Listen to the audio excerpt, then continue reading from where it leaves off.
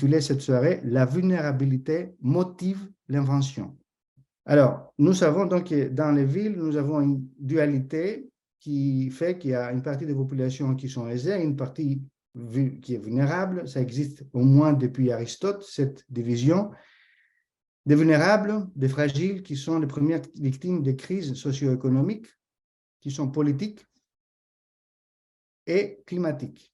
Alors, ces conflits se manifestent dans le territoire, comme surtout autour des zones qui sont défavorisées, qui sont plus ou moins grandes, plus ou moins des zones donc en aparté, à part, souvent mélangées avec des zones plus aisées, et qui, comme on l'a vu souvent, sont des lieux qui constituent quelquefois même l'objet des utopies. C'était des bâtiments, c'est des structures, c'est des zones construites à une période où on imaginait que ce type d'architecture et d'urbanisme serait même bon.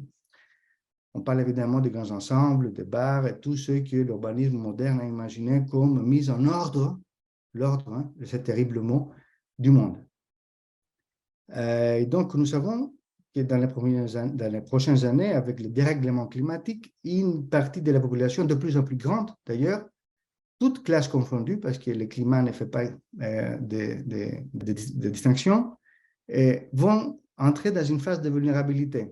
Voilà, donc deux thématiques qui nous semblent importantes pour un thème, la vulnérabilité, qui certainement vous a toutes et tous touché d'une manière ou d'une autre. Il n'y a pas d'étanchéité face à ces questions. Et pour ça, nous avons invité, suite à un appel à projet très étendu, deux équipes sélectionnées.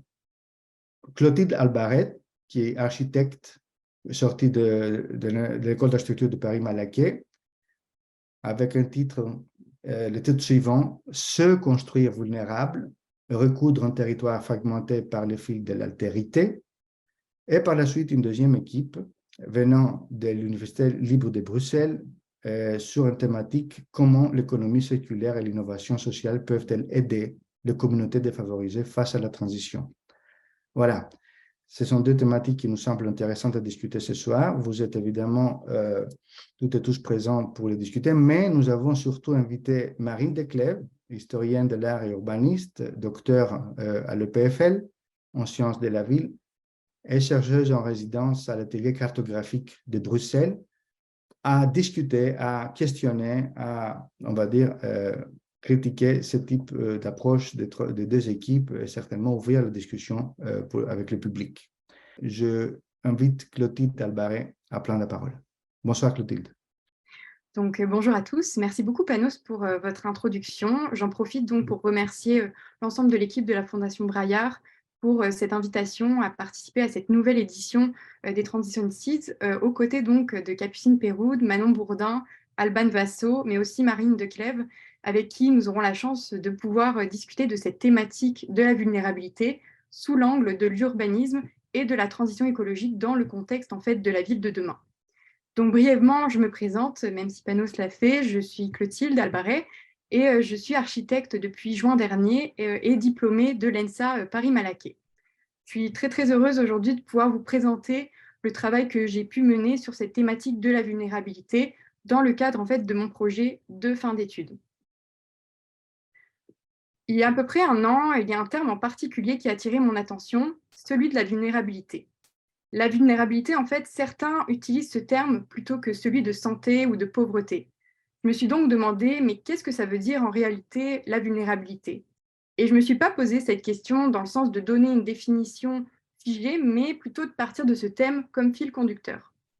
Donc au fil de mes différentes recherches et lectures préparatoires, je me suis rendu compte que la vulnérabilité, c'est en fait plus que la simple différence entre les gens malades et les gens en santé. C'est qu'en fait, parmi les gens en pleine forme, il y en a qui sont susceptibles de tomber malades et on les met dans le même groupe.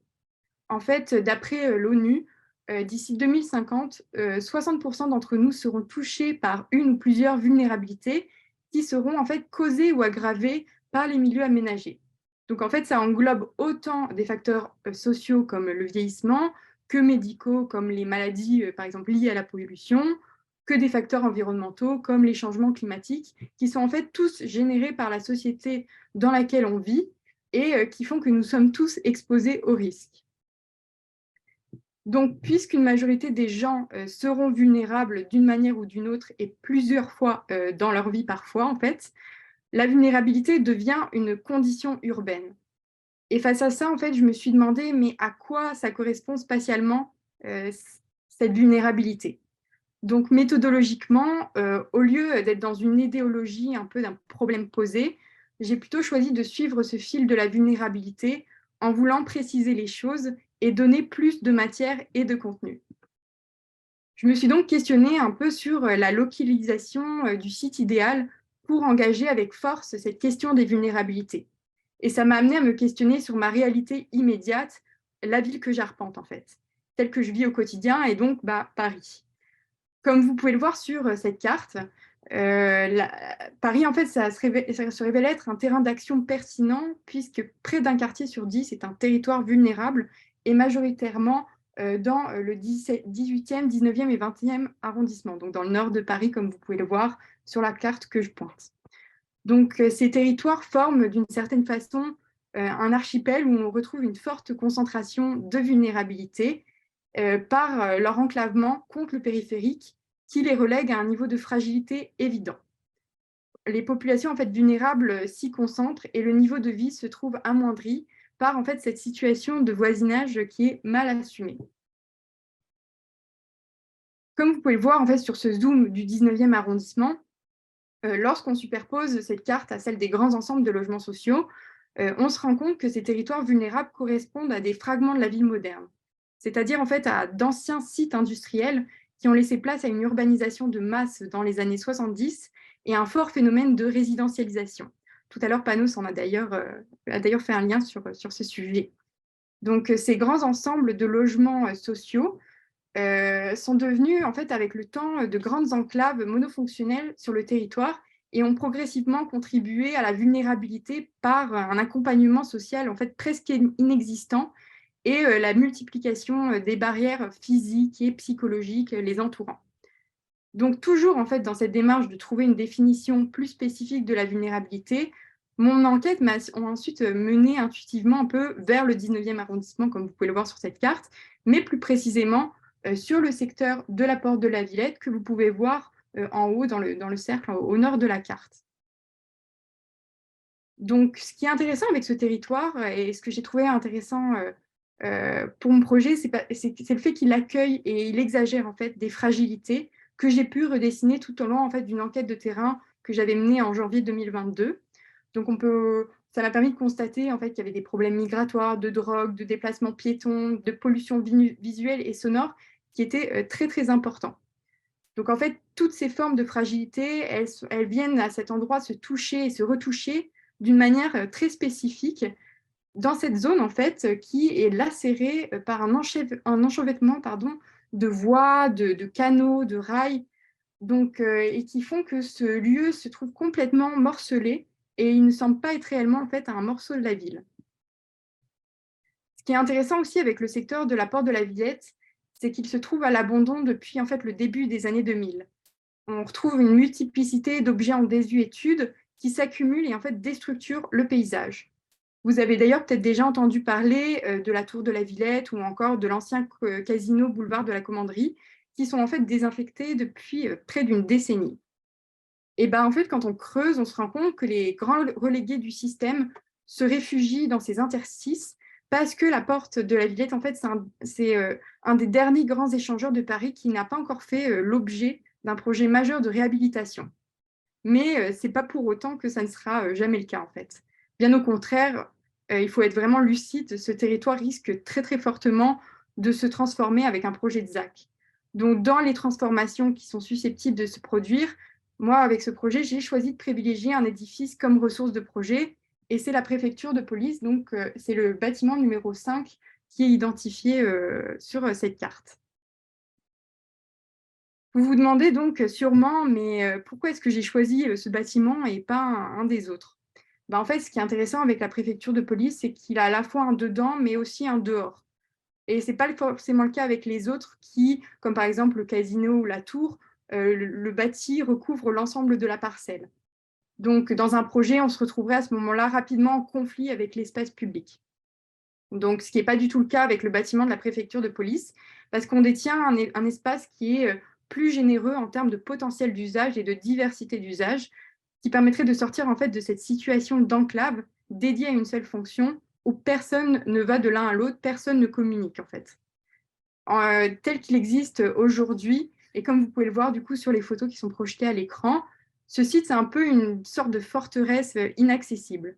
C'est une enclave en fait à la fois à l'échelle urbaine par les grandes barrières qui l'entourent, comme par exemple le périphérique, mais aussi à l'échelle architecturale par les façades presque aveugles qui donnent vers l'extérieur, les fenêtres de plus de 3 mètres de haut ou la présence de barreaux ou de grilles. Donc à partir de ce constat-là, intervenir là, en fait, c'était de devoir installer des rotules, des pontages, un petit peu à la manière d'une intervention chirurgicale. Il y avait cette nécessité de créer des points de suture entre ce site et le reste de la ville. D'une certaine manière, de le rendre poreux et vivant en fait dans son intérieur, en recréant un espace urbain qui soit capable d'articuler une diversité programmatique nécessaire à l'accueil de la ville et de ses vulnérabilités. Mais encore une fois, comment on peut parvenir à renverser un tel effet de clôture? La stratégie donc, de mon projet s'est révélée en 3 grands points que j'ai résumés sur la diapo suivante. Donc, la mise en réseau d'acteurs locaux et métropolitains comme levier d'action. En deuxième point, l'hyperprogrammation comme suture sociale. Et en dernier point, la modularité comme architecture de résilience dans un contexte de transition écologique. Pardon. Donc, je vais vous détailler chacun des points maintenant. Donc, en quoi ça consiste tout d'abord cette idée de mise en réseau d'acteurs? En menant l'enquête, je me suis rendu compte que, comme vous pouvez le voir sur l'ensemble de ce schéma, qu'il y a une panoplie d'acteurs qui mènent déjà certaines actions très concrètes.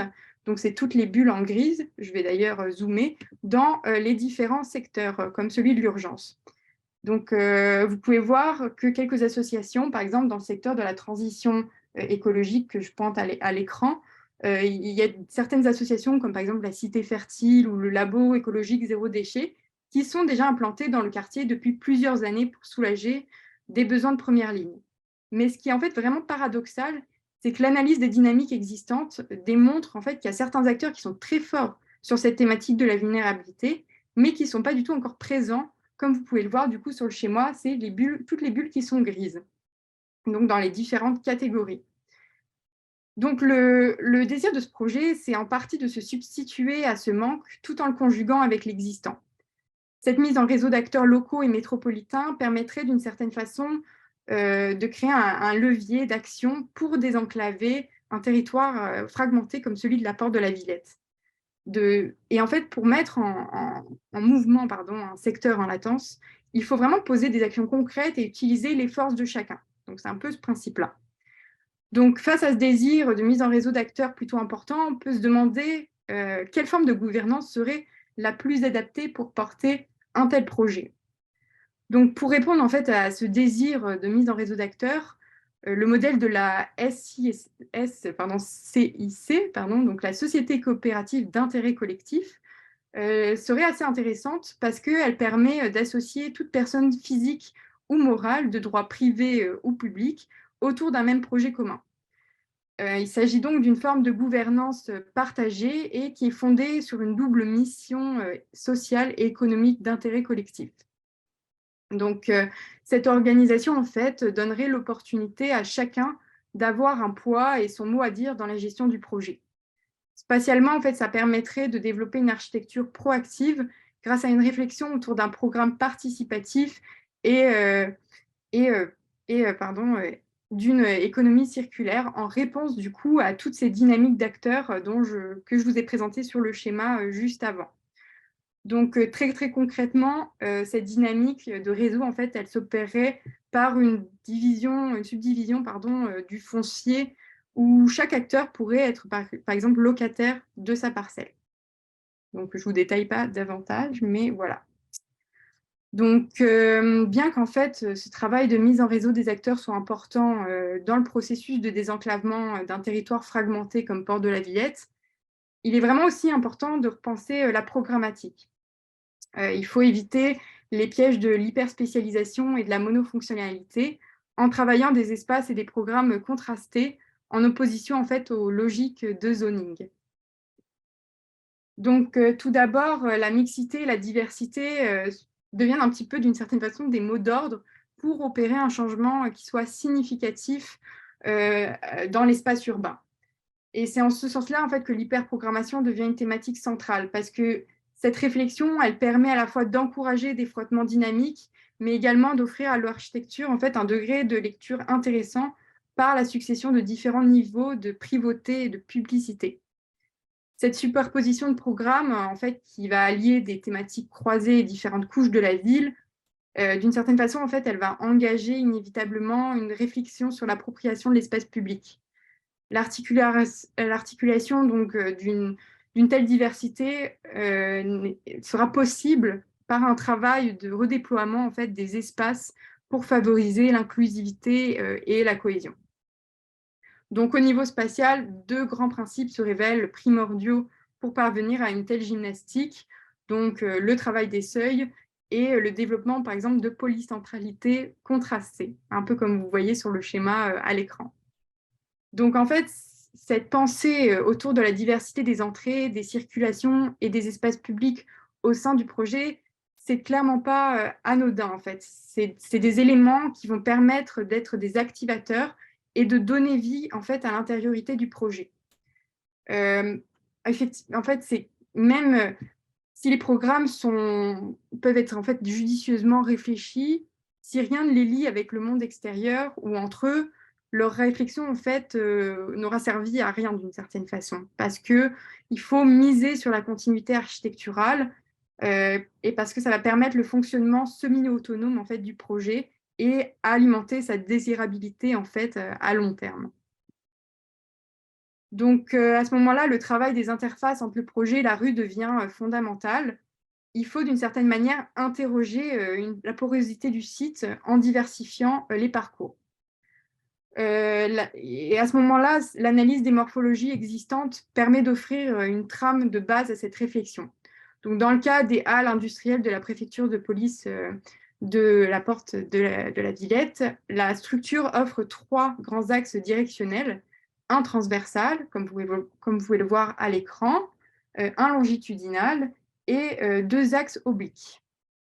Chacun d'entre eux renvoie à une traversée urbaine qui est bien spécifique.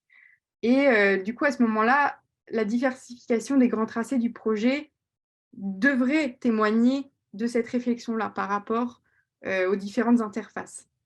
Ça permettra de générer des circulations intérieures autour desquelles pourront venir fleurir les espaces publics et se greffer les différents programmes qui ont été réfléchis et que j'ai pu vous présenter du coup dans la diapositive d'avant.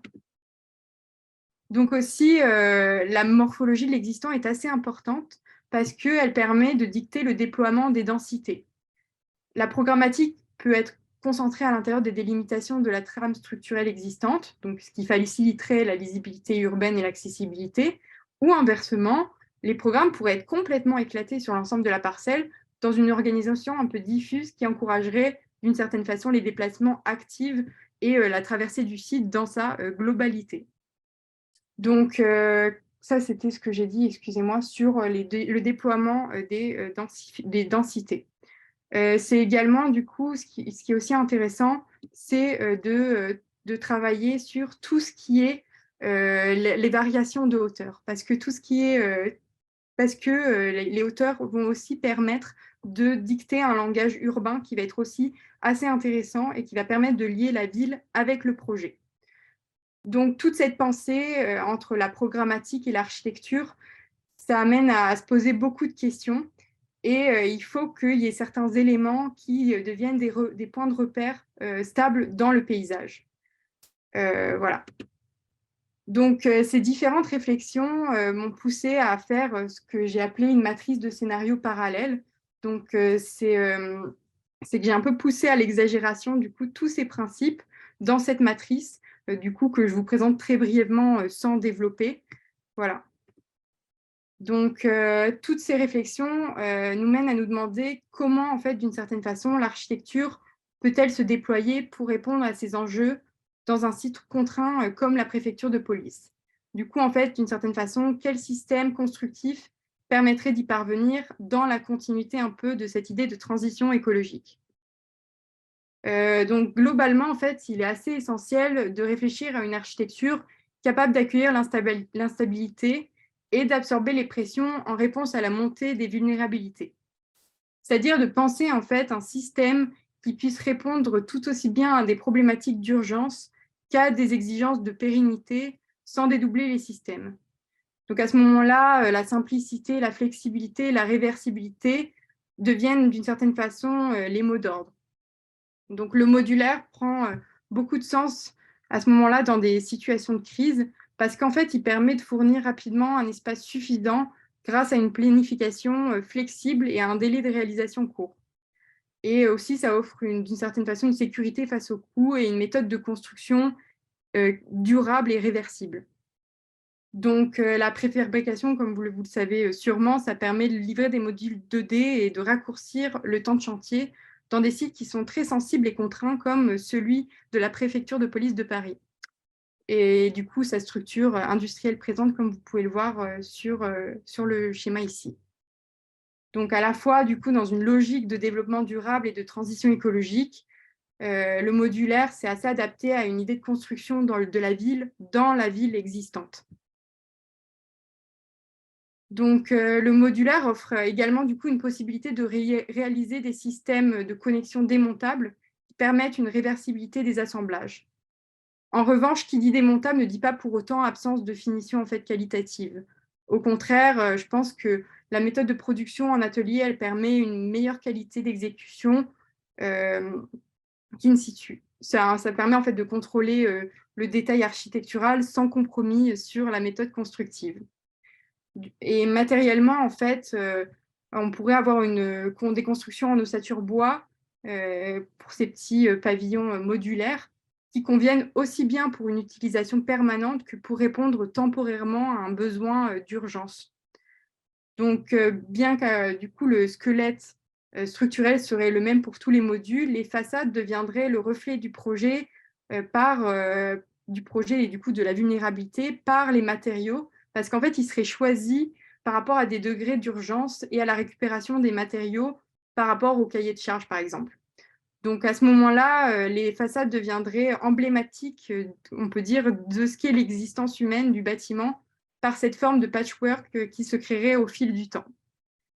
Donc, le défi, d'une certaine façon, de ce projet se révèle dans cette idée de combiner la construction bois avec les principes de modularité et les principes de préfabrication en un seul et même système qui puisse se glisser et s'accrocher à l'existant. Du coup, dans le cas de la préfecture de police, la structure des halles, elle offre ce repère pour le développement modulaire parce qu'en fait, on pourrait décliner la trame de base qui est de 10 par 8 mètres pour générer plusieurs types de modules variant de 20 à 80 mètres carrés. Donc, ces derniers pourraient s'assembler de manière assez flexible pour répondre aux différents programmes et aux besoins des acteurs ainsi qu'au budget en fait, qu'ils auraient au moment X, donc sur une période en fait, qui s'étend assez largement. Donc, comme la structure métallique existante, elle ne peut pas supporter bien plus que le poids d'une toiture, elle pourrait servir à acheminer les flux techniques, par exemple, un peu partout sur le site.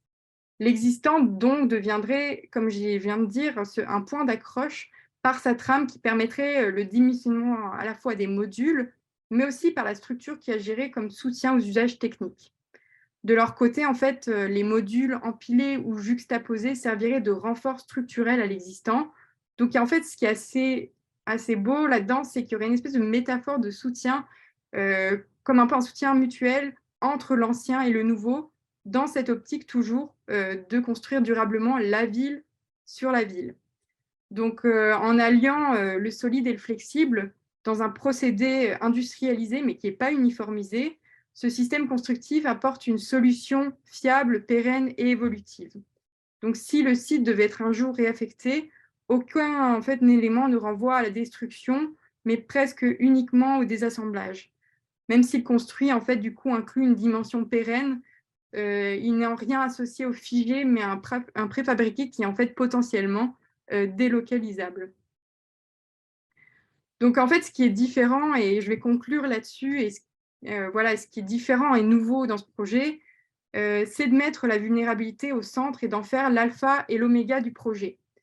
En fait, je ne prétends pas du tout, avec tout ce que je vous ai présenté, pouvoir amener un édifice qui résout toutes les vulnérabilités.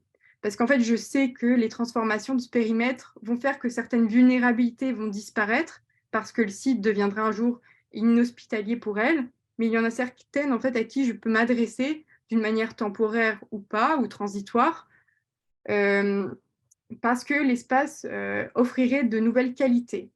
Donc à ce moment-là, il pourrait accueillir différentes catégories de personnes et il pourrait voilà, s'adresser à elles. Et à ce moment-là, on peut se demander comment un site pareil, comment un site pareil, une forme de machine instable, peut devenir un système qui s'ouvre, se dilate et se crispe au besoin. Donc, c'est un peu cette réflexion-là. Et du coup, c'est cette réflexion surtout qui a un lien avec la transition écologique. C'est de réfléchir un peu différemment à la manière de penser la ville de demain. Voilà.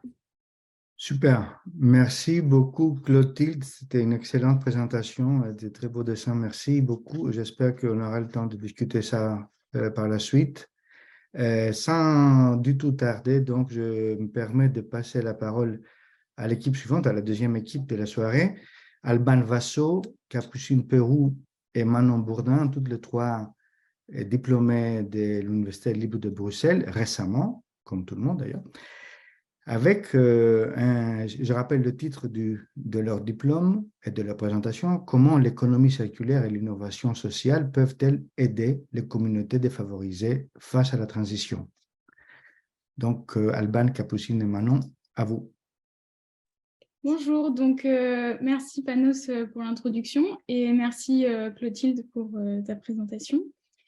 Donc du coup, on va sauter les présentations, mais Capucine, Alban et Manon. Donc on va vous présenter le projet de Gratosolio à Milan. Donc c'est un projet qui a été élaboré au sein de l'ULB en collaboration avec Politecnico di Milano et qui a été commandé par Hub Bruxelles pour un colloque sur les enjeux de la ville durable, et qui ensuite a été exposé à la Biennale de Rotterdam dans le cadre de Future Generation, This is 2072. Donc aujourd'hui, on se réintéresse au territoire périphérique comme ayant un double enjeu qui est un peu contradictoire, c'est-à-dire celui de préserver l'espace disponible qui nous reste de manière indispensable, et ensuite une pression continue de l'urbanisation pour offrir du logement. Et donc, dans quel contexte réinvestir ces territoires au regard du changement climatique, c'est-à-dire lié à une augmentation considérable des réfugiés à accueillir, et donc toutes classes confondues qui seront nos populations vulnérables de demain. Donc, imaginons un scénario où Milan serait en 2050 à plus 4 degrés au climat de Dallas. Qu'en est-il de l'évolution de nos liens sociaux ? Donc, on va tenter d'élaborer une réponse, ou en tout cas d'ouvrir une perspective, en passant de l'idéologie jusqu'à l'urban reality, jusqu'à l'alternative. Donc, du rêve à la dystopie. En fait, donc ce modèle, on le tient de notre capacité à croire en un imaginaire social qui est représenté dans ce dessin et incarné par la voiture. Donc, on voit de manière croissante la construction de la périphérie en fonction de nos mobilités. Et donc, quel imaginaire pour accompagner nos mobilités de demain, alors que nos problématiques d'aujourd'hui sont les figures de nos utopies d'hier, qui ont été transformées dans des projets de type grand ensemble à bon marché, sur un modèle qui finalement est déjà une construction très dense autour d'un parc, et qui aujourd'hui sont représentés par une population qui est jeune, qui est mixte, qui est démunie, qui est isolée et qui se sent souvent délaissée. Donc, que faire de ces lieux, les dynamiter ou les prendre en compte comme existants dans notre héritage ? Gratosolio, c'est un modèle de ville qui a été conçu par le concept original de la ville satellite. Donc, en fait, de 1910 à 1950, 80, Milan a connu une grande expansion industrielle et donc a accompagné des migrations qui sont italiennes, mais aussi internationales, et donc a construit un plan de 21 000 logements dans lequel Gratosolio s'inscrit pour loger ces gens. Donc pour reloger les gens qui étaient dans les taudis milanais et qui donc a accompagné la mécanisation de l'agriculture sur le territoire alentour. Donc Gratosolio, à cet endroit-là, s'implante juste relié par un tram sur la voie Missalia, donc de manière autonome, a été conçu par les architectes Star BBPR, et donc s'implante sur 52 barres de logement disposées en épis sur 9 étages et puis 8 tours de ces étages. C'est un projet qui a été initié par l'IACP, donc la Société de logement social de Milan, en collaboration avec la ville de Milan, et donc qui a été conçu pour offrir toutes les infrastructures pour être autonome. Aujourd'hui, finalement, il y a un conflit d'appartenance entre des personnes âgées très ancrées dans le site et des primo-arrivants qui n'ont pas choisi leur logement. Et donc, pour des raisons économiques, dans la construction du site, aucun équipement n'a été finalement conçu. Donc aujourd'hui, avec la désindustrialisation, ça a accéléré le chômage et les retraites. Donc, finalement, Gratosolio, c'est plutôt l'image d'une ville dortoir. Donc, comment ces lieux peuvent-ils aujourd'hui être à la source d'une créativité transitoire, ressusciter l'investissement et retisser des lieux avec son contexte proche? On se retrouve même avec finalement des espaces qui sont en excès, donc des espaces verts qui sont résiduels, qui sont peu investis, qui ne sont pas du tout entretenus par la commune. On peut le voir avec l'amas de poubelles, et donc finalement une végétation qui est dessinée par ses limites et également vécue. Ensuite, un modèle du tout à l'automobile, donc un maillage de parking assez dense, avec non seulement des parkings qui sont juste du bitume en extérieur, mais aussi des parkings, donc on le voit avec les bouches d'égout, qui sont en rez-de-chaussée et qui finalement détachent l'espace public du sol et créent un grand nombre de façades inactives. Et puis donc, des entrées qui sont lugubres, qui regorgent de recoins dans tous les sens et qui sont parsemées d'obstacles. Mais finalement, ce modèle, c'est quand même un modèle qui regorge de potentiel, notamment une microcentralité qui est existante, des traversées qui sont assez évidentes, et puis de l'espace encore disponible qui est peu investi. Donc après cette analyse beaucoup plus spatiale, on a également fait le relevé des initiatives sociales qui étaient présentes à Gratosolio, notamment par l'intermédiaire de nombreuses cartes d'analyse pour vraiment avoir une idée de l'état des lieux, entre guillemets, des initiatives sociales présentes, des initiatives habitantes également et associatives. Et on en est venu au constat que l'association, enfin la principale entre guillemets association présente dans le quartier, c'est la CAV, donc le centre d'agrégation multifonctionnel, qui est en fait un centre associatif, une salle d'événements qui accueille différentes activités artistiques, culturelles, etc. Et elle est située notamment proche de l'église du quartier. Mais lors de notre visite, donc comme on voit sur la photo, donc c'est la maison qui est juste ici, on voit que c'est un lieu qui est fermé, où les volets sont clos, qui semble abandonné et vraiment sans vie. Pourtant, on a quand même relevé donc, les différents usages entre guillemets, des espaces publics du quartier, notamment durant notre visite. Et on a remarqué la volonté vraiment des habitants d'investir ces lieux. Et on a vu aussi également le contraste avec les espaces minéralisés qui sont assez nombreux ici à Gratosolio et qui sont marqués notamment par l'errance et qui sont également des lieux qui sont produits par les nombreuses dalles de parking présentes sur le site. Et ces errances, justement, elles s'expliquent notamment par la présence, je dirais, du deuxième lieu associatif très important dans le quartier, qui est donc la Casa Gialla, qui est un centre d'accueil de nuit, notamment pour les primo-arrivants et également les sans-abri. Et donc, ce sont des gens qui sont uniquement pris en charge la nuit et pas le jour. Et donc, la journée, ça produit justement ces effets d'errance dans le quartier.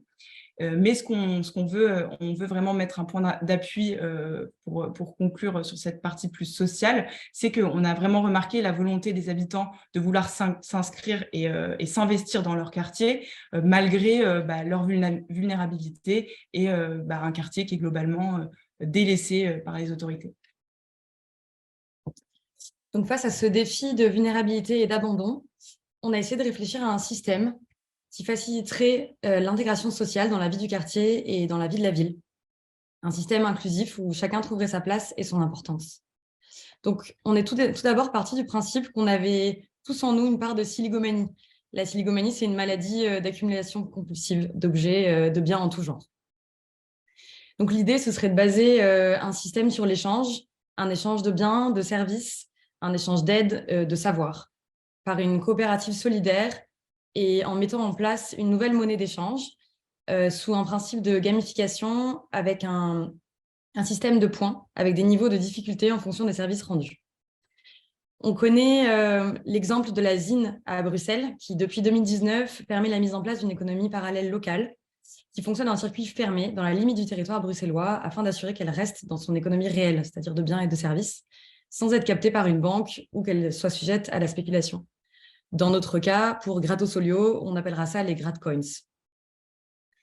Mais pour mieux vous en parler, que vous compreniez mieux ce système, je vous propose de rencontrer un de ces primos arrivants, qu'on appellera Giovanni, et de faire ensemble un petit bout de chemin.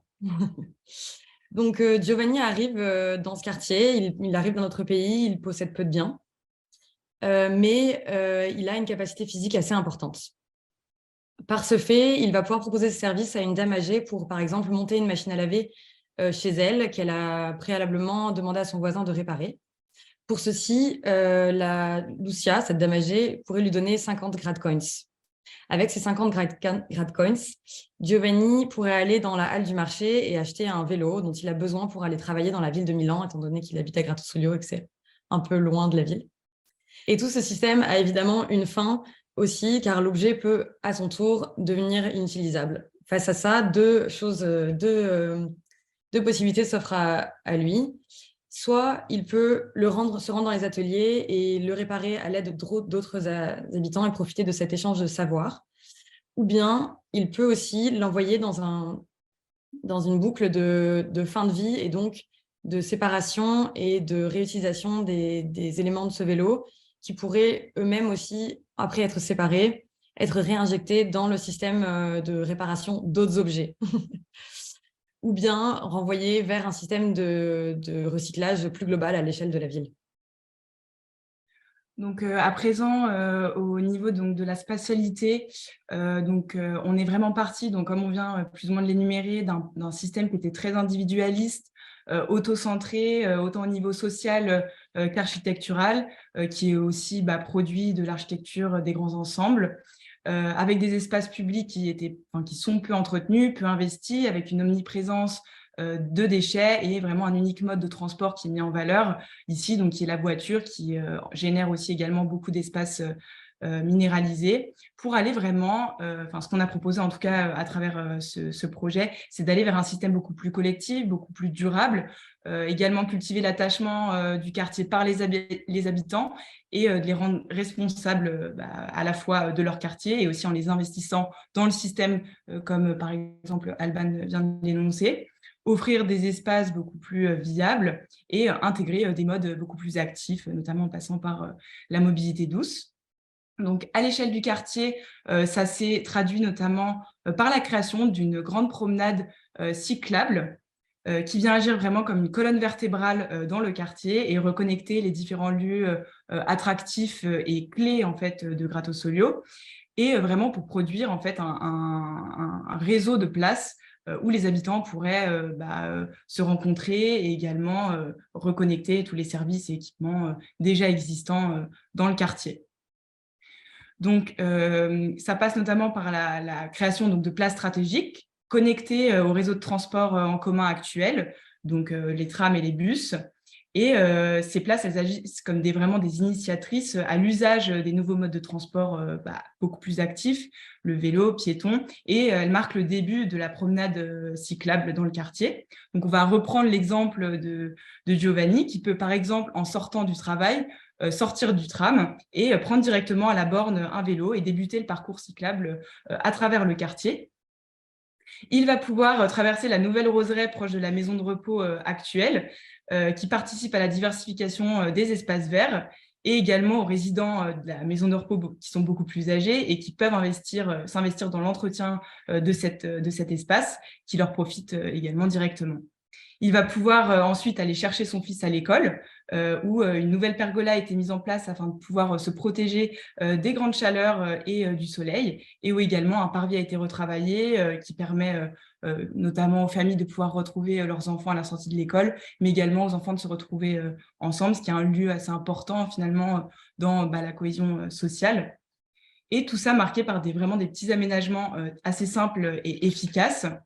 Et enfin, il va pouvoir également amener son fils au terrain de sport, où il va pouvoir l'observer jouer depuis les nouveaux gradins et le supporter, par exemple, pendant son match.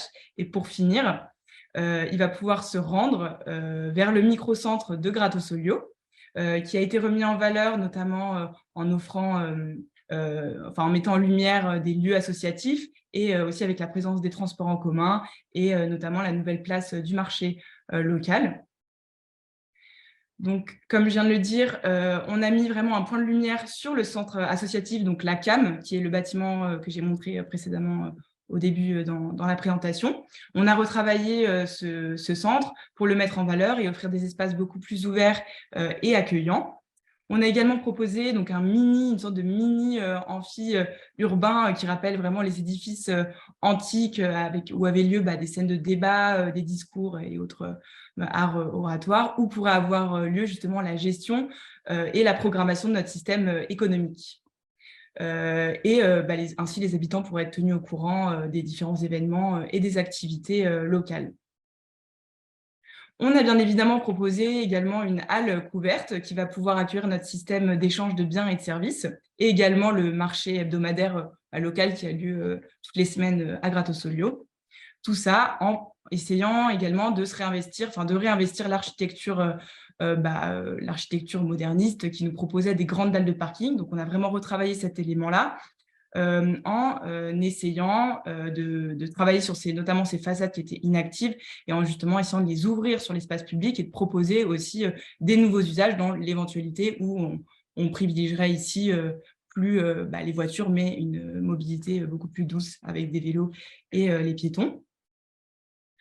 Donc, comme on le voit ici sur le plan, donc, on a essayé par exemple de proposer, pourquoi pas, on voit déjà l'actuelle limite des existants parkings, et on a essayé vraiment de retravailler tous ces espaces qui étaient dédiés donc, en rose au parking et qui aujourd'hui peuvent être des espaces qui vont être liés par exemple aux activités dont j'ai parlé. Donc, il peut s'agir par exemple d'un pôle logistique en lien avec le marché, la halle marchande, des ateliers où les habitants vont pouvoir justement réparer leurs objets avant de les échanger sur le marché. Ça peut être également, donc ici, donc c'est l'école existante du quartier, ça peut être des salles qui peuvent être justement fournies pour cette école. Et donc tout ça également en pensant vraiment à un système vraiment beaucoup plus circulaire. On a également retravaillé à l'échelle vraiment du bâtiment même, en essayant d'offrir des halls de logement beaucoup plus qualitatifs, en travaillant avec la lumière, la facilité des accès, également les ouvertures. On a également proposé des espaces communs au rez-de-chaussée de chaque bâtiment, donc que ce soit par exemple des laveries qui fonctionnent avec la récupération d'eau de pluie, des espaces de coworking et aussi des garderies communes donc, aux habitants d'un même bâtiment. Tout ça dans l'idée vraiment que les habitants deviennent acteurs en fait, de la co-construction de leur quartier et de tendre vers un modèle de transition à la fois écologique, économique et sociale. Donc, tout en partant, donc, comme on l'a expliqué, d'un quartier d'architecture assez vieillissant, bétonné et assez froid pour aller vraiment vers un quartier beaucoup plus décarboné, réduire l'impact et éviter de déconstruire aussi et de tout reconstruire, tout en réfléchissant vraiment à un système d'inclusion sociale de ces populations vulnérables. Donc, toutes ces initiatives dans lesquelles nous croyons permettent le partage, la rencontre, le vivre ensemble, mais surtout l'apprentissage des uns et des autres, dans le but de créer donc une cohésion sociale, comme on ne cesse de le répéter, tout ça pour mener à un système le plus inclusif possible. On y croit et aujourd'hui, 3 ans après la réalisation de ce projet, il y a des initiatives qui ont été mises en place au sein de ce quartier, comme la rénovation d'un terrain de sport avec Kappa ou celle du skatepark du quartier. La CAM aussi, ce fameux bâtiment, a été repeint par les bâtiments du quartier. Il y a aussi aujourd'hui en cours un projet de rénovation des enveloppes des bâtiments, une rénovation énergétique. Il y a aussi un projet qui s'appelle Gratosolio Espace Vert, qui vise à réaménager les espaces verts abandonnés du quartier et il crée une voie cyclable piétonne verte qui relie le quartier de Rosano avec le quartier de la Piazza Abbiategrasso et sur laquelle ils ont installé des lumières et ainsi que des points de vélo en libre service et des maisons d'eau. Tout ce système, nous avons essayé de le réinventer dans un autre contexte, à l'échelle d'un bâtiment dans le cadre d'un concours pour la ville de Hasbrook en France l'année dernière. Il s'agissait de mettre en lien ici, pour vous faire une brève description, une école des chefs qui pourrait servir directement dans la halle de marché adjacente. Les déchets de l'école pourraient être utilisés comme compost pour les potagers urbains de la ville. Ici encore, c'est le lien des habitants qui est l'élément générateur de ce système. Et il s'agit vraiment avant tout de reconnecter les habitants entre eux. Et c'est pourquoi nous croyons à un système qui est axé sur les vulnérabilités sociales et urbaines, car il y a là un grand potentiel social en vue d'une transition écologique inclusive. Voilà, merci à tous.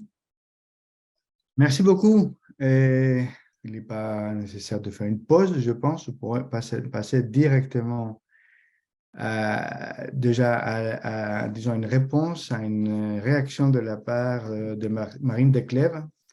Ben, merci beaucoup pour ces deux présentations de ce projet qui sont évidemment très, très stimulants, qui posent à la fois plein de questions et apportent pas mal de perspectives aussi qui sont enthousiasmantes, mais qui quand même posent plein de questions. Et je pense que ça passe vraiment de questions triviales pendant que vous racontiez l'histoire de Giovanni, donc dans le cas de Gratien, le lien entre la création d'une monnaie locale et puis moi la question que je me suis posée c'est comment Giovanni paye son ticket de tram. Et je crois que ça rejoint quelque part aussi ça rejoint en fait la question du saut d'échelle. Comment est-ce que ce qu'on propose d'un point de vue spatial parvient finalement à... donc, dans les deux cas, vous arrivez vraiment avec des bâtiments. Enfin, vous êtes à l'échelle du bâtiment, à l'échelle des espaces communs, de la manière dont ça s'articule au niveau des seuils, etc., de la ville. Et donc, une analyse fine de tout ce qui se passe. Mais ensuite... ça reste quand même vertigineux quand on pense aux défis écologiques et aux défis sociaux qui aujourd'hui, et c'est là que c'est aussi chouette de voir des projets comme ça qui à la fois rafraîchissent notre propre éco-anxiété, mais qui quelque part aussi, moi je reste à me dire, on est quand même dans un contexte où les crises s'accentuent, où la vulnérabilité s'accentue, où en fait en état de crise, on est de plus en plus à... Ça renforce les inégalités sociales. Et quel pas est-ce que des systèmes à l'échelle locale peuvent, et même des transformations à l'échelle urbaine ou du quartier et des transformations spatiales, en fait, comment est-ce que ça participe à une transformation sociale?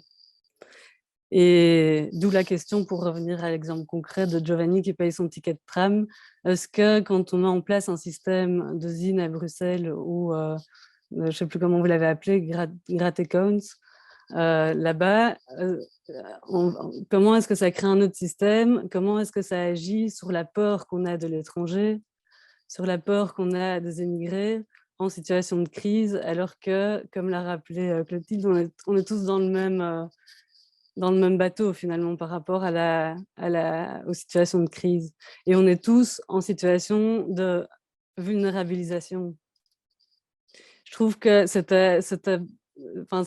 l'enchaînement des deux présentations était chouette à entendre parce qu'on est passé d'une perspective où on commençait par les facteurs de crise, avec aussi cette idée ce que je retiens aussi, c'est cette idée de la vulnérabilisation comme un processus dans lequel on pourrait très bien se retrouver nous-mêmes, alors qu'on n'est peut-être pas a priori considéré comme vulnérable.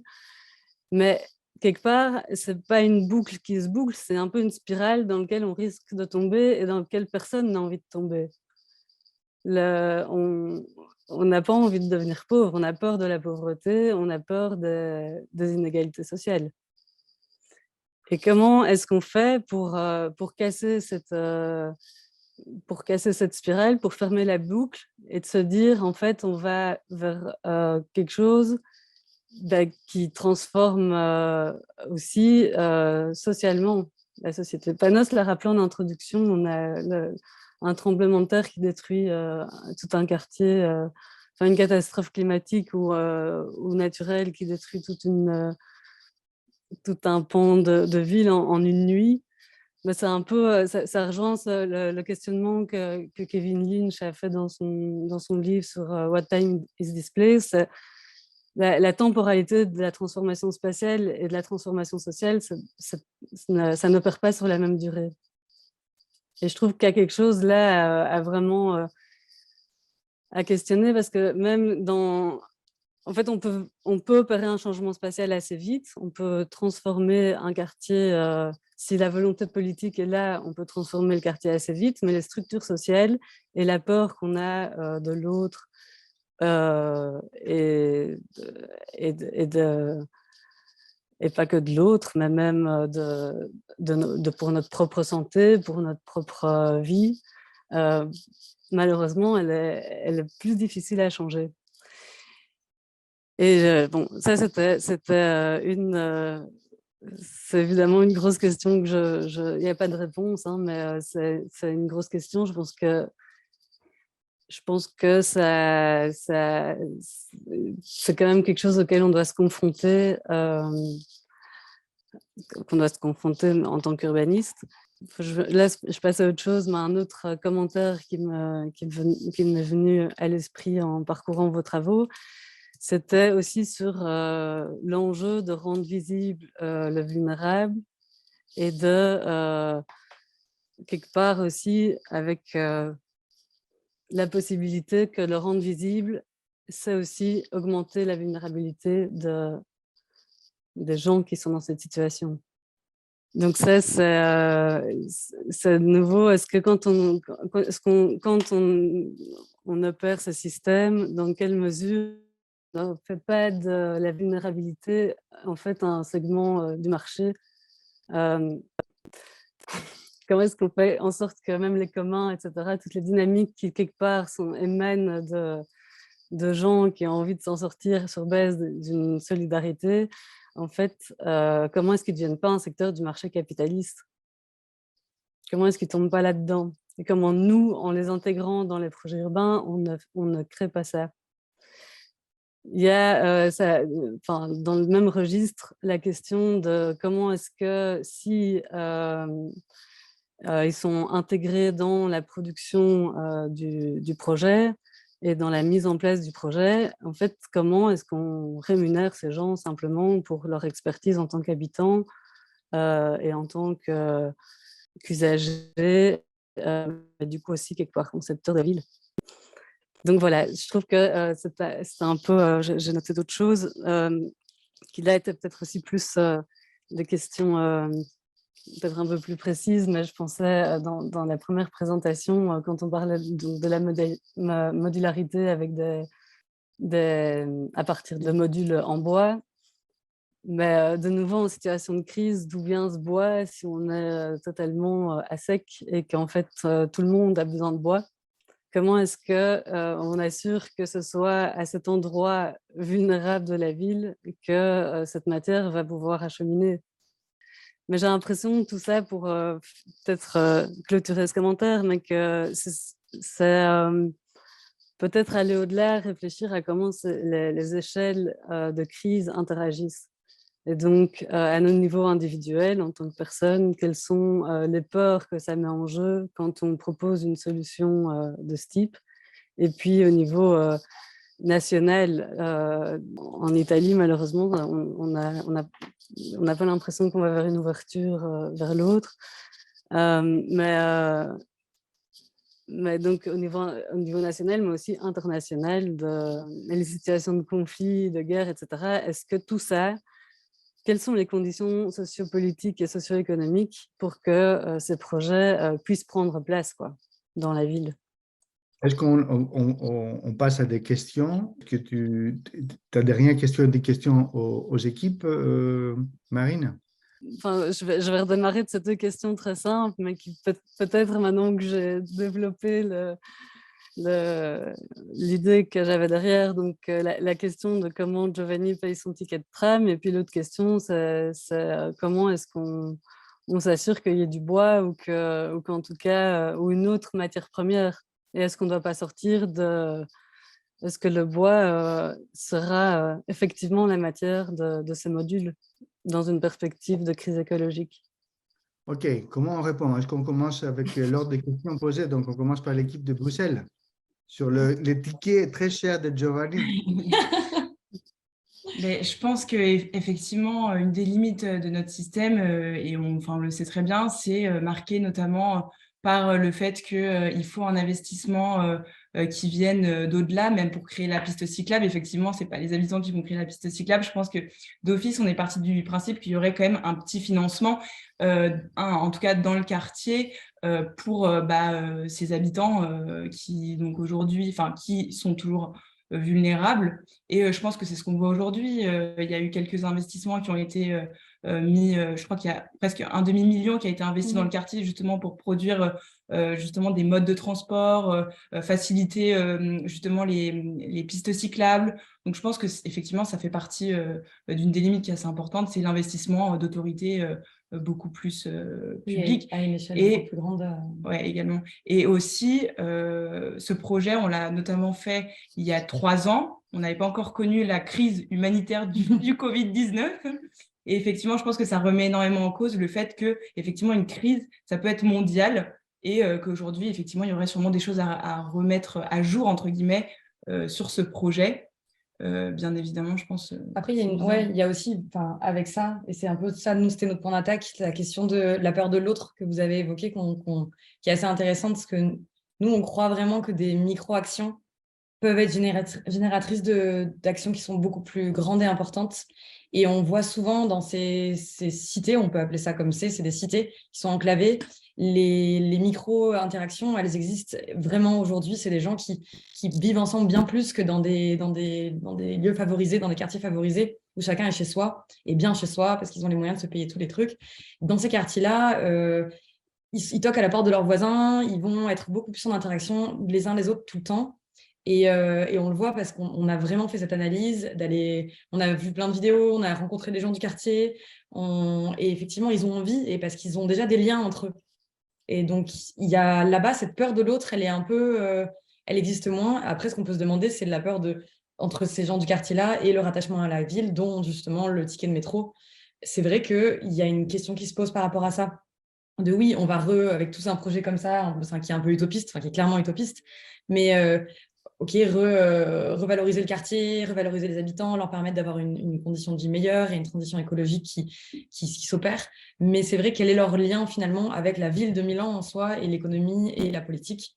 On est d'accord que c'est une des limites de notre système pour l'instant, et c'est une question qui est aussi tellement politique et tellement au-dessus de tout ça. Je pense qu'on s'est globalement concentré à une échelle, entre guillemets, assez limitée, qui était le quartier de Grato Soglio, avec aussi autour donc cette campagne, il y avait d'autres groupes qui travaillaient sur des zones beaucoup plus rurales autour de ce quartier. Mais effectivement, le lien avec, insérer aussi ce quartier-là dans Milan aurait fait aussi partie, peut-être une perspective si on avait voulu continuer ce projet, parce que c'est un projet qui a été réalisé globalement sur un semestre, donc c'était une durée aussi qui était peut-être assez limitée, mais effectivement, je pense qu'il y aurait eu d'autres perspectives. C'est intéressant beaucoup plus globales et pour ce projet, je pense. Après, je pense que effectivement, pour revenir à la question de l'international, je pense qu'aujourd'hui, on entend beaucoup que la transition écologique, ça doit de toute façon mettre en question tous nos fondements de notre société, disons. Donc, à quel point, est-ce que finalement, les monnaies locales ne sont pas complémentaires et en fait juste un premier step vers le changement de rapport entre tous. Voilà, c'est une question. Bon, alors Clotilde, le bois. Oui, alors, du coup, pour essayer de répondre un peu à votre question, effectivement, moi, quand j'avais réfléchi justement à la matérialité du projet lors de mon projet de fin d'études, effectivement, je m'étais interrogée, mais quel matériel serait le plus adapté? Est-ce que c'est des modules en métal? Est-ce que c'est des modules en béton? Mais en fait, actuellement, le bois, ça reste un des matériels les plus carboneutres qu'on retrouve actuellement. Effectivement, peut-être qu'un jour, c'est fort probable qu'il y ait une crise et qu'on en ait beaucoup moins. Mais à ce moment-là, ce sera de réfléchir d'autres formes de modules parce qu'il y a toujours des alternatives en termes de matériaux. Mais c'est vrai que aussi, dans la démarche de mon projet, ce n'était pas forcément non plus d'amener une réponse qui soit figée, de dire voilà, ça sera forcément des modules en bois, il n'y a que ça qui fonctionne quand on s'insère dans une structure existante. C'était plus de dire, actuellement, le bois, c'est la meilleure solution pour créer des modules et qui puissent s'intégrer dans une construction existante et de créer cette ville dans la ville.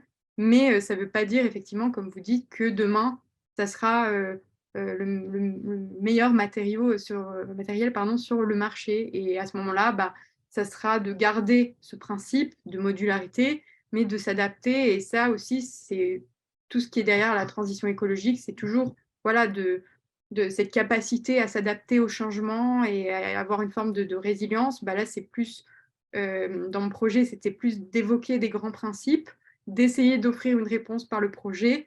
Mais effectivement, peut-être que demain, ça ne sera pas le bois qui sera la meilleure réponse, mais c'est plus le principe de modularité.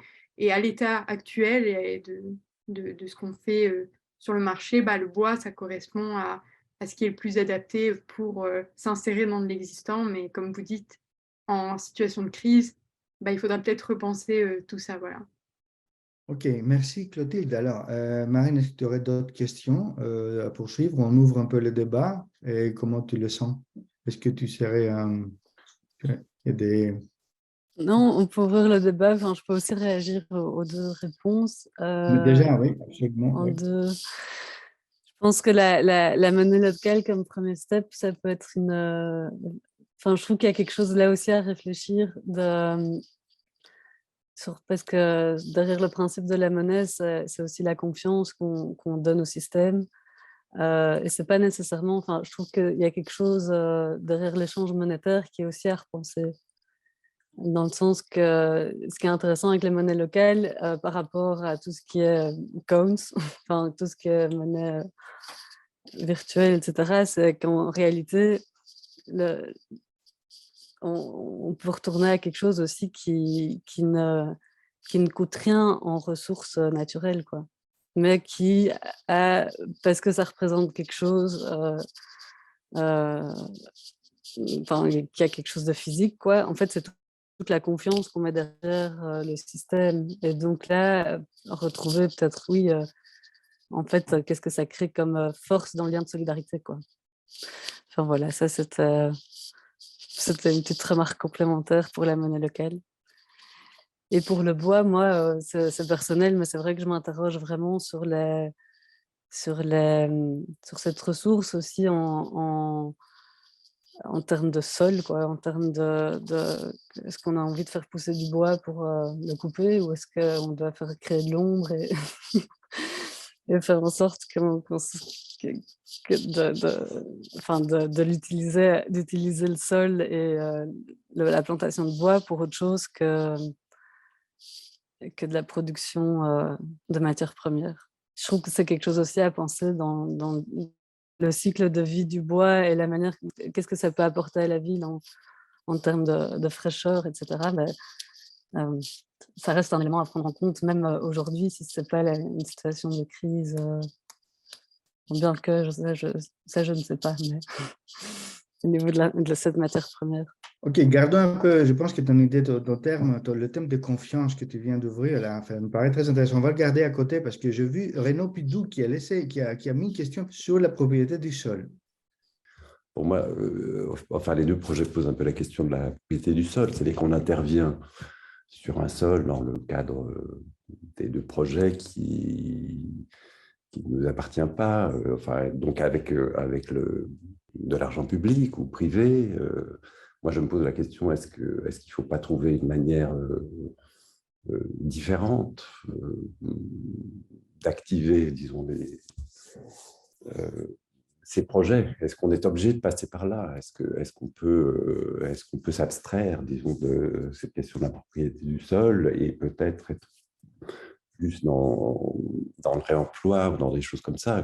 Peut-être qu'une piste cyclable, c'est simplement un peu de peinture sur un sol qui est déjà là. Je veux dire, est-ce qu'on est obligé de l'imaginer comme on les fabrique ici en Suisse? C'est un grand débat, disons. Il y a des activistes qui dessinent des pistes cyclables sur la route.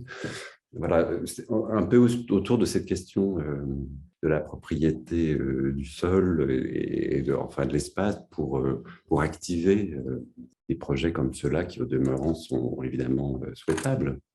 Alors, je pense que là, il y a une question effectivement relative au foncier qui est utilisé pour faire ces deux projets. D'un côté, si j'ai bien compris, peut-être que vous pouvez en parler, Clotilde, à qui appartient l'espace dans lequel vous avez travaillé?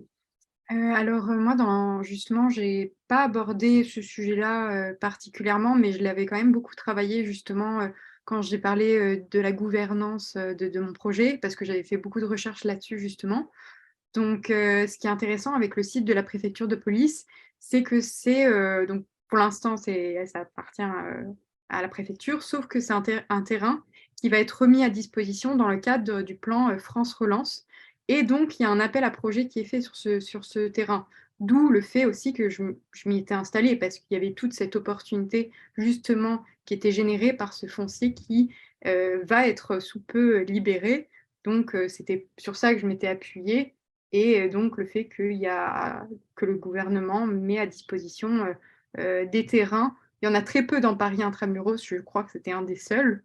Mais voilà, donc c'était aussi de saisir cette opportunité justement sur ce foncier précisément. Donc, on risque de voir des grands tours là. Enfin, ça risque d'être développé par les privés, c'est ça? Oui, pour l'instant, ce que j'ai pu voir, c'est des esquisses pour une ZAC. Donc, c'est vrai que ça n'inaugure rien de bon. Il va y avoir probablement des tours, des tours de bureaux. Et puis, bon, ils vont essayer de retravailler justement ce lien entre le périphérique et la ville intramuros. Mais voilà. Maintenant, très bien, on garde en tête ces problèmes qui est aussi un problème qu'on a à Genève, hein, avec des terrains qui se mettent rapidement à disposition du privé pour le développement urbain, assez dense. Et je reviens à Alban et toute l'équipe pour vous demander, de votre côté, vous travaillez plutôt l'espace public, alors c'est un espace communal, c'est un espace qui appartient à la commune, c'est bien ça? Et donc qui va rester communal. Oui, donc c'est un espace qui est communal, effectivement. Après, ça implique plusieurs acteurs qui sont aussi ceux qui ont les logements privés, enfin des logements privés ou juste la société de logement social. Donc effectivement, pour parvenir à quelque chose de spatial, il faut vraiment impliquer tous les acteurs dans la transition. Par contre, peut-être que c'est justement cette question entre le social et le spatial quelque chose de social, ça peut déjà commencer à se former de manière informelle et à se mettre en place. Et ensuite, les habitants peuvent eux-mêmes essayer d'investir leur espace, évidemment jusqu'à un certain point. Mais oui, Ok. c'est vrai que pour rebondir sur aussi ce que vous avez dit, Monsieur Pidou, ça fait penser globalement aussi à cette idée de l'urbanisme tactique, de proposer, comme vous avez dit, déjà en venant avec des associations qui impliquent des habitants, par exemple du quartier, et de venir donner l'impulsion justement à, comme vous l'avez justement dit, à par exemple peindre enfin, ou en tout cas essayer de mettre l'idée donc d'une piste cyclable avec donc ces associations pour ensuite que ça puisse être fait, on va dire, par des autorités, enfin les communes ou l'organisme en charge de l'espace, en tout cas du quartier de Gratte-au-Solieu. Merci. Est-ce qu'il y a d'autres questions? Est-ce qu'il y a d'autres remarques ou questions de la part de l'assistance qui vous vient en tête? Est-ce que tout est pour vous clair, évident? Non, Oui, Marine, pardon, oui. En fait, parce que quand même, Clotilde, toi, tu as détaillé quand même, enfin, tu as imaginé que ce soit une coopérative, si j'ai bien compris, le modèle de gouvernance de ton projet. Et est-ce que dans ta coopérative, ça intègre justement la question de propriété du sol ou de diversifier les modes de gouvernance du sol? Parce que t'en as pas parlé, mais j'ai l'impression que ça peut jouer là-dedans. Je l'ai évoqué très brièvement, mais c'était cette notion que le terrain pourrait à ce moment-là être réapproprié par la mairie de Paris, qui à ce moment-là pourrait mettre à disposition des parcelles du terrain, qui pourraient être à ce moment-là soit données à des associations, soit louées, soit achetées par des sociétés privées. Et à ce moment-là, ça créerait ces différentes échelles un peu programmatiques et strates parce que ce que je disais par rapport au sol, c'était qu'il ne fallait pas que tout soit uniformisé et appartienne à une seule même entité.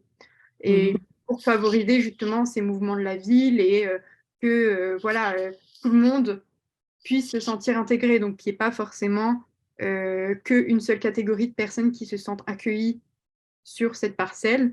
Et du coup, pour ça, c'est vrai que la redivision de cette parcelle en plus petites parcelles, ça permettrait justement ces mouvements-là. Mais après, ça reste théorique. Donc, il faudrait voir appliquer. Mais brièvement, j'avais abordé ce point-là, mais non plus, je n'avais pas énormément détaillé. Parce que juste, j'ai envie de rebondir là-dessus sur les deux projets, mais enfin, c'est sûr que le rapport au sol aussi conditionne la manière dont le projet est après vécu par les habitants et la manière dont ils vont entretenir les lieux, entretenir le lien social qui s'est créé, etc. Et que c'est pas seulement si jamais il y a une initiative qui émane d'un groupe associatif et qui après influence un aménagement qui lui vient de la commune ou de la région ou de je sais pas où.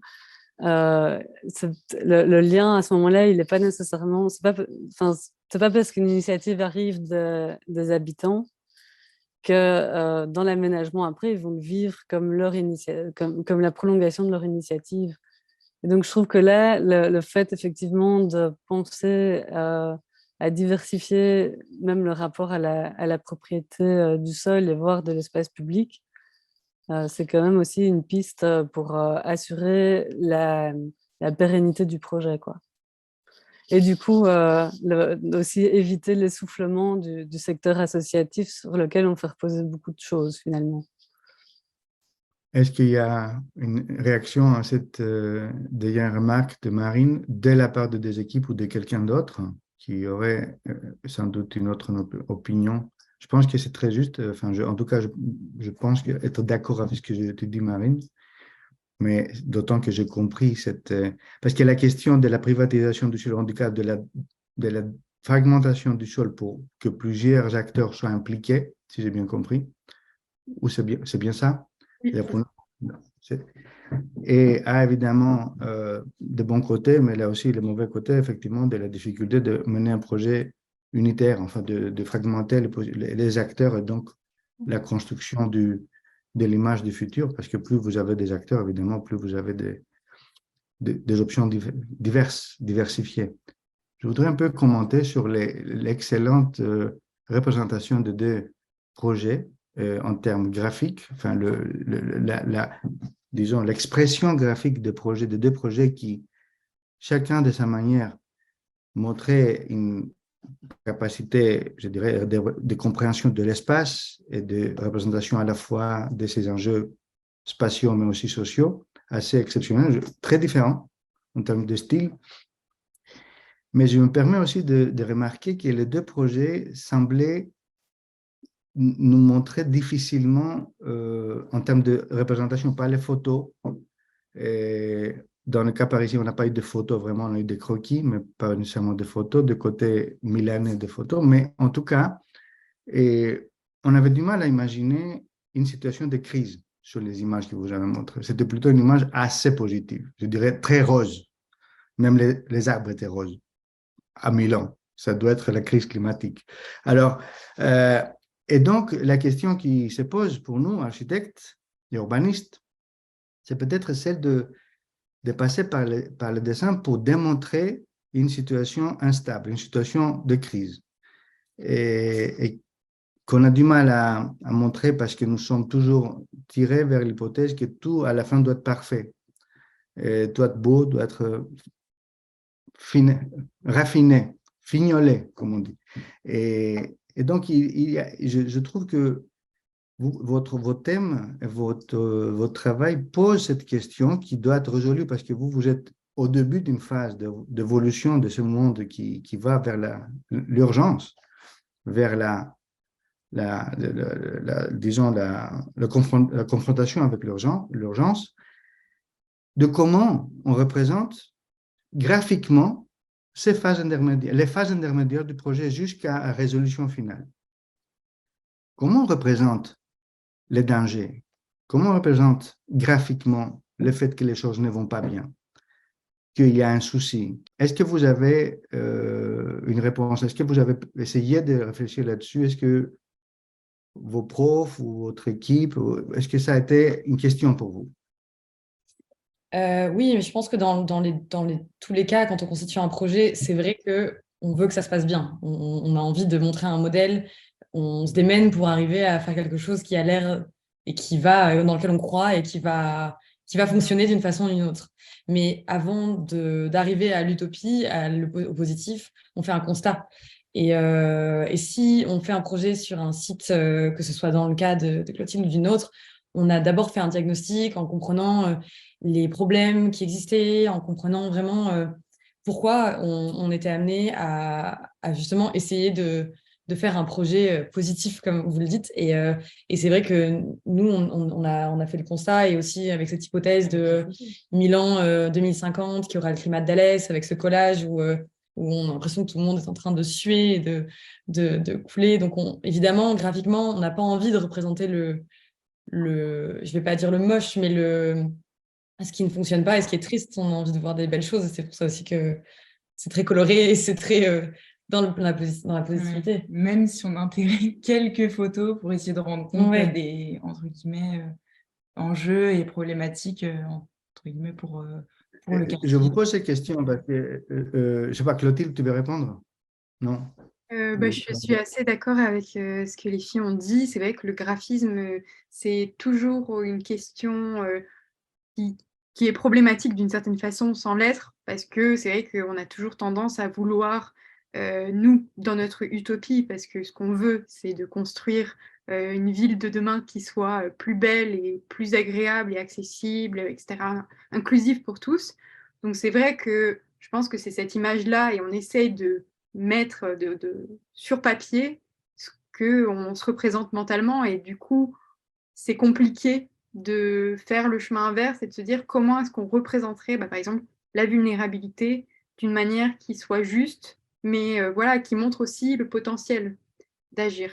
Mais c'est vrai que moi, du coup, quand je faisais le projet l'année dernière, ça a amené à pas mal de discussions justement avec mes encadrants, parce que comment est-ce qu'on représente l'instabilité, comment est-ce qu'on présente la part, par exemple, du projet qui sera laissée justement aux vulnérabilités de tout genre, et donc comment est-ce qu'elles vont s'approprier le site, et que ce ne sera pas forcément toujours rose, toujours parfait. Et donc c'est vrai que ça, c'est une question qui est très intéressante. Comment est-ce qu'on peut se servir du graphisme pour à la fois faire rêver, mais aussi représenter une réalité? Merci, c'est très honnête, c'est très clair. Pour nous, effectivement, c'est un souci. Et si aujourd'hui on croit à ce qu'on fait à la Fondation pour la transition écologique, c'est parce que nous pensons qu'il y aura une évolution de nos outils et de nos méthodes de représentation, et donc des résultats finaux. Parce que je dois dire un peu, ça c'est un peu une critique, mais c'est évidemment une critique qui ne concerne pas que vous, l'ensemble des projets de réhabilitation, de régénération des quartiers et des quartiers vulnérables, des quartiers disons désaffectés, arrivent souvent, enfin pas l'ensemble, mais la très grande majorité arrive à la gentrification, arrive à l'image que vous montrez. Finalement, parce que les gens changent, les revenus changent, ça devient tellement beau à vivre que ça monte en valeur et les gens qui viennent, ce ne sont plus ceux d'avant. Et donc, le pauvre Giovanni va aller plus loin, vous payez plus loin. Et donc, il y a effectivement un souci, si vous voulez, d'organisation de la société qui souvent s'arrange pour que les belles choses changent de main. Et donc, bien sûr, là, nous sommes dans une autre phase où les choses se serrent, les taux se serrent. En réalité, il n'y aura pas beaucoup d'endroits au monde où il ne va pas faire chaud, et surtout les villes, enfin, le changement climatique créera des urgences. Et c'est un peu là notre intérêt pour vous, pour l'équipe, tout le monde qui nous écoute aujourd'hui, c'est comment on est en train d'expliquer qu'on traite une urgence qui va rester une urgence, comme nous a dit avant-hier dans notre transition workshop François Gemène, c'est plus une crise, c'est une normalité. Enfin, la crise n'est pas une crise, c'est résout, et après vous revenez à la normale. Une crise qui continue, qui reste là, c'est une situation qui prend la place de la normalité. Cela veut dire qu'on peut imaginer que pendant très longtemps, ces espaces qui sont désaffectés ou en tout cas vulnérables vont rester dans un état semi-vulnérable, qui vont jamais revenir à ce qu'on imagine comme... C'est un peu l'idée du traitement de l'urgence climatique. Le traitement de l'urgence climatique ne va pas nous amener au climat des années 70, 80, 90. Ça va être plus chaud, etc. Donc, il y aura toute une série de questions qui vont rester permanentes. Et c'est ça qui, pour nous, architectes urbanistes, reste un souci, c'est de transmettre à nos clients, à nos maîtres d'ouvrage, je dirais, une capacité de gérer des situations d'extrême en continu. C'est comme être tout le temps dans les urgences de l'hôpital, que tout l'hôpital devient une urgence, qu'on n'a plus la chambre où on va amener la personne qui était en urgence à la post-urgence. Vous comprenez le sujet? Nous avons donc, je m'adresse maintenant, ce n'est pas seulement aux équipes, à l'ensemble et je voudrais un peu voir s'il y a des réactions. L'architecture et l'urbanisme, jusque-là, sont constitués par une espèce d'aversion envers l'urgence.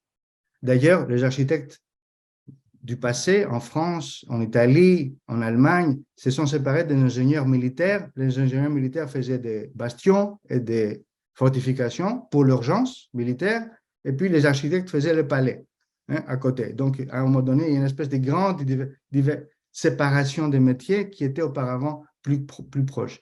Et la question maintenant est celle de la construction d'un métier, d'une discipline, c'est ce qu'on essaie de faire à la Fondation, qui va comprendre structurellement comment traiter l'urgence en continu. Et donc les métriques, les temps, les temporalités de l'urgence, etc. Ce sont pour nous des questions primordiales, parce que sinon, on va continuer à faire des projets qui répondent à peu près aux utopies du passé, à une idée d'utopie, du bien vivre que nous avons construit avec la modernité, et qui, d'une certaine manière, après, bien sûr, chacun a son opinion sur les degrés d'urgence, d'une certaine façon, dont on voit un peu la fin, les limites. Je ne sais pas s'il y a des réactions à ces idées. Ça nous paraît en tout cas important de de prendre vos idées et d'imaginer à partir de celles-ci quelle serait la situation, comment elle serait construite si le vélo électrique ou, disons, qui doit traverser la cité, là que vous avez montré, l'équipe de Bruxelles, on n'arrivait pas jusque-là. Si on n'arrive pas à construire ce vélo électrique. Parce que les choses vont continuer avec plus de migrants, plus de difficultés, etc. Et la construction donc d'une possibilité de normalité de vie, c'est-à-dire la résilience, pouvoir vivre, faire des bébés, manger, s'aimer, se détester et tout ça, pour une grande suite temporelle, sans quitter cet espace. Je pense que ce que vous avez montré aujourd'hui pousse la réflexion plus loin, pose des questions, donne des réponses, mais tout en donnant des réponses, pose de nouvelles questions sur les matériaux, sur les méthodes, sur l'économie, sur l'ordre, sur l'incongruité de l'espace, l'incongruence de l'espace, sur la confiance des sociétés vis-à-vis des gouvernements, vis-à-vis des acteurs pour la suite, et sur lesquels nous, avec nos métiers, nous sommes appelés à réfléchir et à donner des ouvertures, à trouver des solutions ou à trouver en tout cas des manières d'agir. Je pense que mieux que solution, le terme aujourd'hui qui doit s'imposer, c'est une manière d'agir. Parce que les solutions ne seront jamais des solutions complètes, seront des semi-solutions amenant d'autres problèmes. Donc, comment agir dans les conditions de crise climatique et écologique, c'est effectivement le cœur du travail de Transition Seeds et de votre travail à vous. Et avec ça, je me permets de clore cette soirée. Et avec ça, je vous souhaite une bonne soirée et à bientôt. Merci à toutes, à tous. Merci aux deux équipes, à Clotilde et puis, bien sûr, à l'équipe que je n'arrive jamais à mémoriser, Alban, Capucine et Manon. Et certainement, un grand merci à Marine Desclèves qui a pris le temps à répondre, à réfléchir sur ces questions avec nous ce soir. Merci à toutes et à tous. Merci à mon équipe. Bonne soirée et dans un mois.